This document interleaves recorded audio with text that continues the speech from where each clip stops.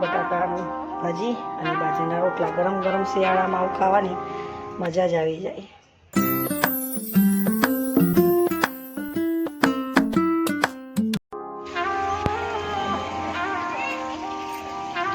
જો બધું સાફ કરી કાઢ્યું અહીંયા।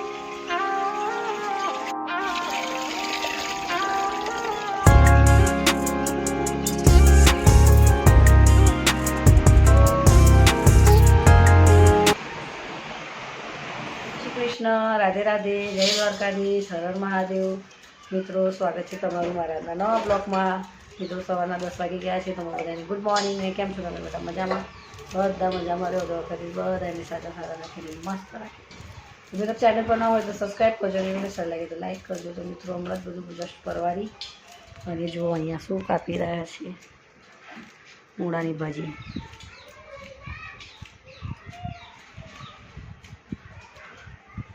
તો ચાલો મિત્રો વિડીયોમાં બન્યા રહેજો। મૂળાની ભાજી બનાવવાની છે।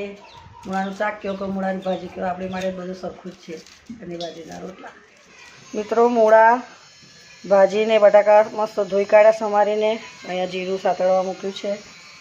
થોડી લીલા મરચાં, બીજું કશું નાખવાનું નથી। એકદમ સિમ્પલ ભાજી બનાવવાની છે। બહુ તીખું ને બહુ એ નહીં। અને કદાચ તીખું થઈ જાય તો થોડા મરચાં કાઢી લેવા પડશે। મીઠું,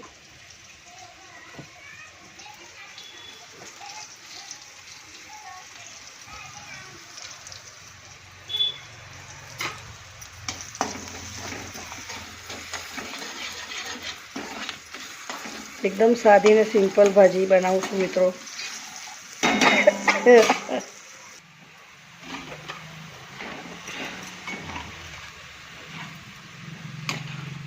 ભાજી મસ્ત બની જાય પછી જુઓ તમે તેલ ઉપરથી નાખીને કેવું શેકું છું એને।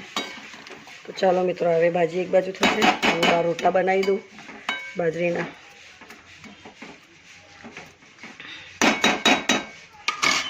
સાદી ને સિમ્પલ એકદમ ભાજી, મસ્ત ગુજરાતી આપણી।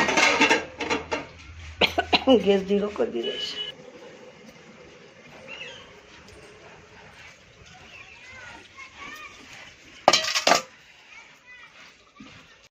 મિત્રો જુઓ બાજરીના રોટલા બનાવી દીધા અને મૂળાની ભાજી પણ થઈ ગઈ। મૂળા બટાકા અને જોઈ લો